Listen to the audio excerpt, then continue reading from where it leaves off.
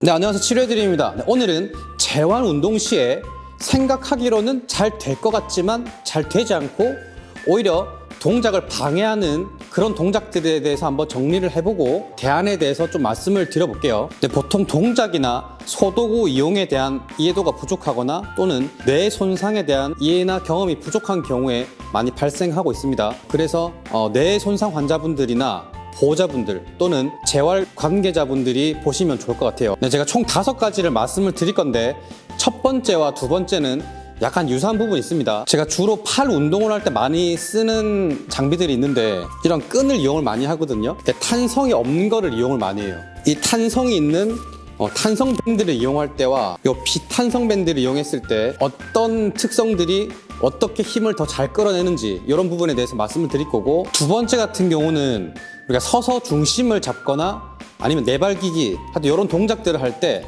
바닥이 딱딱한지 아니면 말랑말랑한지 이거에 따라서 마비가 있으신 분들이 어떻게 힘을 좀 잘 줄 수 있는지, 어떤 부분들이 약간 유리한 부분들이 있는지 이런 부분에 대해서 한번 이야기를 나눠볼게요. 자, 첫 번째입니다. 일단은 제가 팔을 밀어내는 동작에 대해서 강조를 많이 하거든요. 걸어갈 때 팔을 밀면서 뒤로 가든지 팔을 밀면서 앞으로 가든지 또는 팔을 좀 밀면서 만세를 하는 동작에 대해서 강조를 많이 하고 있어요.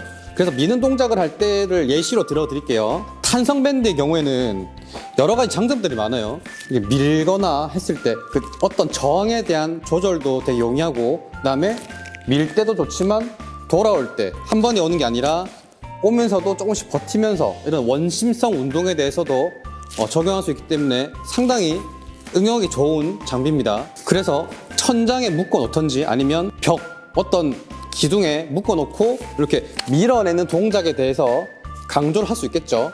일반인이나 뇌 손상이 없는 경우에는 그런 동작들을 잘 이해하면서 집중적으로 연습을 할 수 있겠지만, 만약에 손상이 있어서 감각이 좀 떨어진다 또는 힘이 거의 없는 경우, 이런 경우에는 그 동작이 조금 오히려 역효과가 될 수가 있습니다. 지금부터 하는 이야기가 조금 이해가 어려울 수 있거든요. 근데 이 탄성하고 요 말랑말랑한 정도, 이 두 번째 내용까지 한번 들어보시고 한번 차근차근 한번 생각해 보세요. 자, 먼저 천장에 끈을 매달아서 좀 누르는 동작을 한다라고 생각을 한번 해보겠습니다. 이걸 좀 천장이라고 해볼게요. 이 카메라의 구도 때문에 이렇게 좀 준비를 해봤어요. 탄성이 있어요, 그죠? 탄성이 있는 경우 이렇게 끈을 이용해서 바닥으로 쭉 누르는 동작을 했을 때 뭐 이렇게 하기도 하겠죠. 이렇게 하기도 하겠죠. 예. 동작을 했을 때 물론 이 감각이 좋고 힘이 어느 정도 있으신 분들은 그 힘을 좀 잘 느끼면서 할 수도 있겠지만 감각이 없어요. 그래서 이 밀어내는 동작에 이해가 잘 안 되는 분들 같은 경우는 뭔가 밀라고 해요. 자꾸 밀라고 하는데 뭐 감각은 없어. 이쪽에 뭔가 밀었을 때 나와 대항해서 나를 밀어주는 작용 반작용이죠. 이 작용 반작용에 대한 어떤 힘을 느끼면서 이게 밀어줘야 되는데 그 부분이 좀 어렵단 말이에요. 그러니까 작용 반작용이 핵심 포인트인데, 탄성 밴드를 이용해서 민다고 쳐볼게요. 천장에 있어요. 이렇게 쭉 밀어요. 이렇게. 그러면 이 좌우 흔들림이나 이런 것 때문에 어렵고 이 반작용에 대한 느낌이 좀 덜하기 때문에 어렵단 말이에요. 그래서 긴장만 되는 경우가 많아요. 그러니까 잘 안 돼요, 사실상. 오랜 기간 연습을 하고 끌어낸 경우에 조금씩 탄성으로 가는 건 좋아요. 탄성이 무조건 안 좋다는 게 아닙니다. 근데 비탄성을 먼저 이용을 해서 최대한 힘을 끌어낸 다음에 뭔가 밀어내는 동작, 그리고 어떤 감각 자극에 대한 부분을 끌어낸 다음에 탄성을 이용하면 좋다라고 이해하시면 될 것 같아요. 자, 쉬운 예시로 이런 게 있습니다. 움직이는 그런 물체가 아니라 뭔가 고정되어 있는 탁자라든지 아니면 지팡이 이런 거, 뭐 손의 움직임이나 그립 같은 건 좀 준비를 미리 하셔야겠죠. 이런 고정되어 있는 부분을 누르는 거는 뭔가 단단하기 때문에 내가 밀었을 때 이 반작용이 잘 느껴져요. 그래서 내가 밀고 있는데 무언가 나를 자꾸 방해를 하네? 그게 느껴져요. 이게 반작용이에요. 요거를 느끼면서 점점 더 이 밀어내는 힘에 대해서 연습을 하면 이 편마비가 있어서 감각과 힘이 좀 떨어지는 분들이 힘을 주기 더 좋아요. 더 안정감 있게 잘 밀 수가 있게 됩니다. 꼭 이렇게 비탄성 끈을 이용할 필요는 없죠. 그러니까 비탄성 같은 경우는 제가 끈을 이용할 때 예시를 들어드리는 건데, 이제 끈이 좋은 이유는 이 움직이면서 뭔가 동작을 할 수가 있어서 그렇거든요. 처음에 이 끈도 아예 안 쓰고 이 단단한 물체를 쓰는 경우가 많아요. 아까도 말씀드렸지만 여기서 핵심은 내가 밀어내는 동작과 반작용을 해줄 그런 어떤 단단한 물체를 말씀드리는 겁니다. 그래서 비탄성 밴드로 팔 운동을 하기 전에 아예 고정되어 있는 테이블이나 이런 단단한 물체를 이용해서 높이를 맞춰서 누르는 연습을 먼저 해요. 저는 제가 좀 고정을 해서 이렇게 환자분이 이 동작을 밀어낼 수 있게, 제가 여기서 밀어내거든요. 그럼 단단한 무언가 맞잖아요. 이렇게 그렇게 해서 밀어내는 동작을 충분히 하고, 그 다음에 이 비탄성으로 뭔가 누르면서 좀 매달려 있다고 쳐볼게요. 매달려 있는 거예요. 이렇게 밀면서 요렇게 팔을 펼쳐낼 수 있게, 또 걸어갈 때 밀면서 팔을 뒤로 보낼 수 있게, 요렇게 연습을 좀 하고 잘 된다 그러면 그 다음에 탄성밴드 쓰면 돼요. 그러니까 탄성밴드가 생각보다 어려운 동작이에요. 이게 안 좋다는 게 아니에요. 그러니까 요 순서대로 단단한 물질을 먼저 써서 이 반작용에 대한 거를 한번 꼭 고민을 해보시기 바랍니다. 그러니까 저 같은 경우는 이렇게 길게 운동을 하시는 분들이나 아니면 이제 방문 재활 운동이나 이런 부분을 했을 때 숙제를 많이 드려요. 그럼 제가 이런 거를 되게 많이 가지고 있거든요. 그럼 집에 문틀 그 사이에 요 철봉 같은 거 있으신 분들 많거든요. 그럼 천장에 달아놓고 숙제를 드려요. 이거 걸어놓고 높이 맞춰서 어깨랑 맞춰야 돼요. 높이를 해놓고 팔을 누르시라고, 이렇게 이야기를 많이 합니다.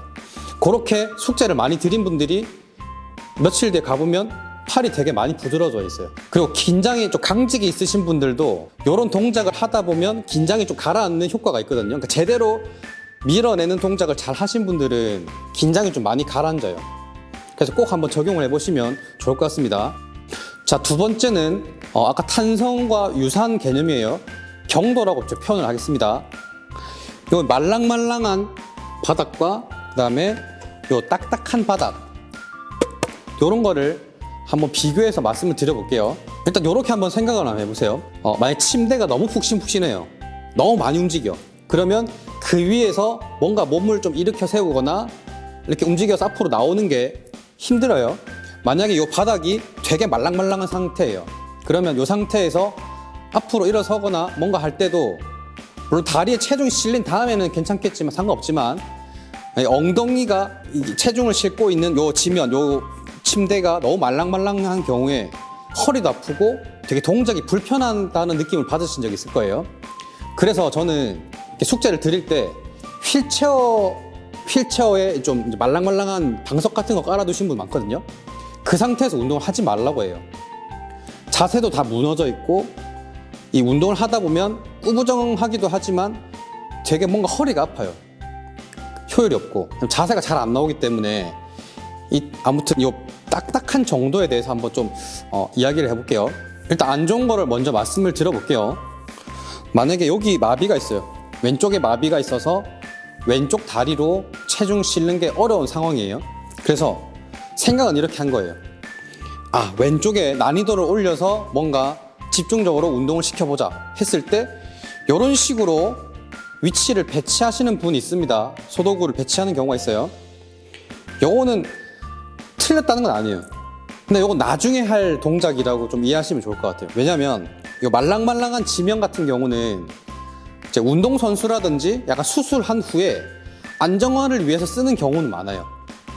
또는 이제 우리가 또 운동 기능을 올리기 위해서 이렇게 선 다음에 한쪽으로 이렇게 체중을 잘 실을 수 있는 상황이면 상관이 없습니다.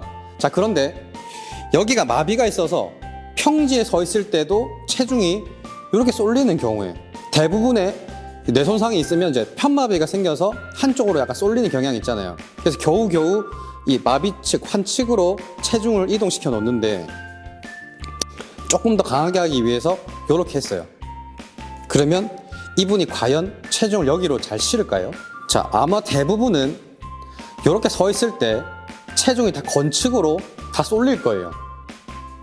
여기는 억지로 체중을 실으려고 해도 조절이 잘 안 되는 경우에 과도하게 이 까치발만 강조되는 경우가 있어요. 그러니까 앞꿈치만 강하게 눌러서 지탱을 하려고 할 거예요. 떨면서 이렇게.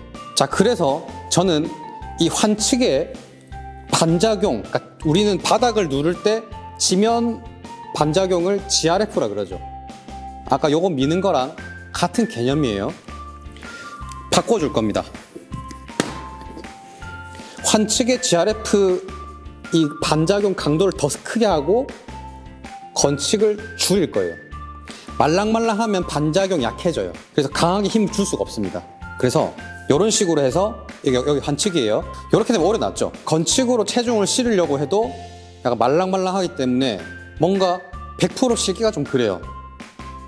그러면 이제 왼쪽이 좀 딱딱하고 안정감이 있기 때문에 이 환측으로 조금 더 체중을 실으려는 그런 경향이 있겠죠. 물론 요거는 환자분의 어떤 그 마비 정도나 이 균형감과 이런 거를 좀 고려를 많이 하셔야 돼요. 요거 위치는 절대적인 정답은 아니에요. 근데 요런 식으로 배치를 해서 유도하는 게 대부분은 효과가 좋습니다. 내발기기 자세도 마찬가지입니다. 마비측 그러면 이제 무릎, 손 이렇게 내발기기를 하고 있겠죠. 그러면 타겟이 되는, 그러니까 마비가 있는 부분에만 딱딱한 지면을 주고 나머지는 말랑말랑한 지면을 주는 거예요.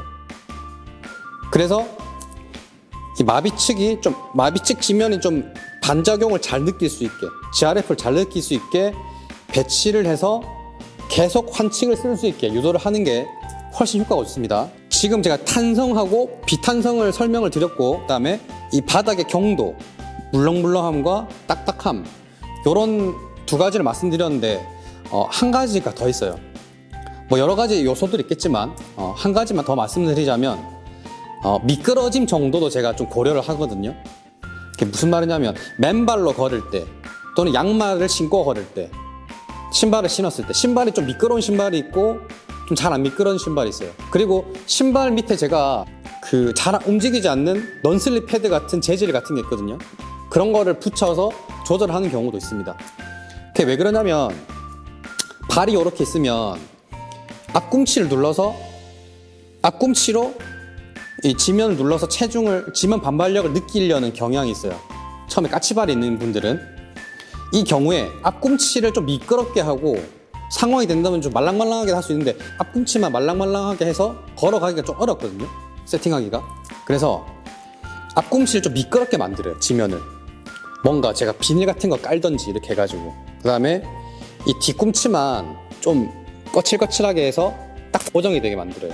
그러면 이분이 이 환측 중에서도 이 뒤꿈치가 딱 다 바닥에 닿았을 때 안정감이 있으니까 그 부분도 좀 쓰려고 하는 경향이 있거든요. 그래서 이런 것도 한번 응용을 하시면 되게 도움이 될 것 같습니다. 자, 세 번째는